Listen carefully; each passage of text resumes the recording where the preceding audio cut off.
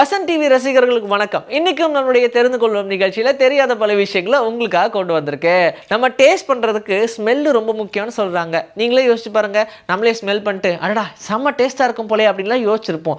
நிறைய செஃப், ரொம்ப ட்ரைன்டான செஃப் என்ன மாதிரி வச்சுக்காங்க, நல்லா சமைக்கிற ஆட்கள் எல்லாராலையுமே ஸ்மெல்லை வச்சு அதில் சால்ட் கரெக்டாக இருக்கா இல்லை வந்து ஸ்வீட் அதிகமாக இருக்கா அப்படின்றதெல்லாம் கண்டுபிடிக்குமா, அப்சல்யூட்டாக என்ன இருக்குது அதில் அப்படின்றத நம்மளால் ஸ்மெல் பண்ண முடியும். இது இப்போ இல்லைங்க, ஆதி காலத்துலேருந்தே நடந்துக்கிட்டு இருக்கு. நீங்களே யோசிச்சு பாருங்கள், கோயிலுக்காக சமைக்கும் போது யாருமே டேஸ்ட் பண்ண மாட்டாங்க. ஆனால் அந்த பிரசாதம் எவ்வளோ டேஸ்ட்டாக இருக்குது, அந்த ஸ்மெல்லை வச்சு நம்மளால் கண்டுபிடிக்க முடியும். அதுக்குன்னு இதுக்கப்புறமா சமைக்கும் போது மூக்கை வச்சு ரொம்ப நிறையலாம் ஸ்மெல் பண்ணிகிட்டு இருக்காதிங்க.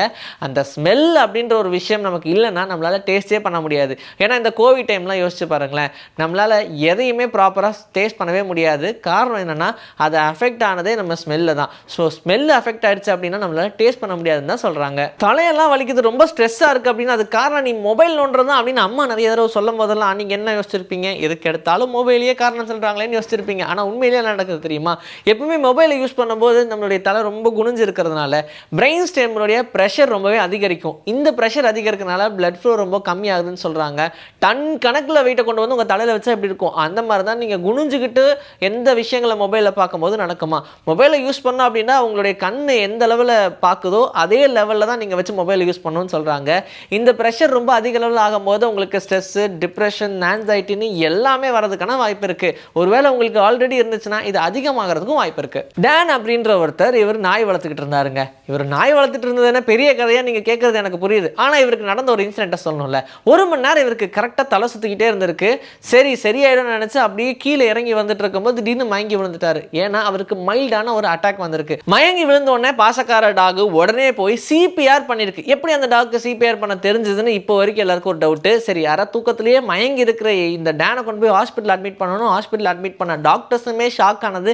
கரெக்டாக எந்த இடத்துல பண்ணால் உயிர் மறுபடியும் பிழைக்குமோ அதே இடத்துல சிபிஆர் பண்ணியிருக்கே இந்த டாக், எப்படி அப்படின்னு சொல்லி கன்ஃபியூஷனில் இப்போ வரைக்கும் இருக்காங்க. லாஜிக்கே இல்லாமல் நமக்கு நிறைய டைம் கனவு வரும்ல. இதுக்கு ஒரு காரணம் இருக்குது.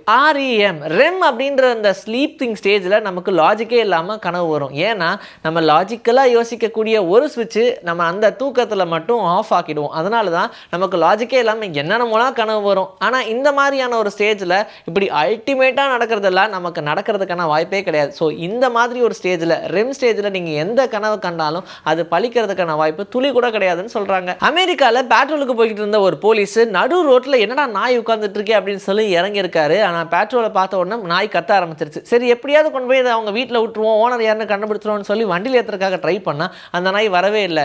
அவரை பிடிச்சி இழுத்து ஒரு இடத்துக்கு கூட்டிகிட்டு போக ட்ரை பண்ணுது. சரி, எங்கேயோ கூட்டிகிட்டு போதேன்னு சொல்லி அவரும் போனால் அந்த இடத்துல ரொம்ப வயசான ஒருத்தர் கால் உடைஞ்சு போய் அந்த இடத்துல ரொம்ப நேரமாக உட்காந்துருக்காராம். அவரை காப்பாற்றுறதுக்கு யாருமே வரலன்றனால அவரை ரெஸ்கியூ பண்ணுறதுக்காக இந்த டாக் ரொம்ப நேரம் கத்திட்டு இருந்திருக்கு. ஆனாலும் பாருங்கள், அந்த வயசானவர் ரோட்டில் ரொம்ப அனாதையாக கிடக்கே அப்படின்னு சொல்லி தான் அந்த நாய் எடுத்து வளர்த்திருக்காரு. ஆனால் அந்த நாய் கடைசியில் அவருடைய உயிரையே காப்பாற்றிருக்கு. இன்னைக்கு நம்மளுடைய தெரிந்து கொள்வோம் நிகழ்ச்சியில் தெரியாத பல விஷயங்களை தெரிஞ்சுக்கிட்டோம். இதே மாதிரி ஒரு சூப்பரான கண்டென்ட்டோட உங்களை நான் வந்து சந்திக்கிறேன். Until then, this is bye from me, Jashri. Take care.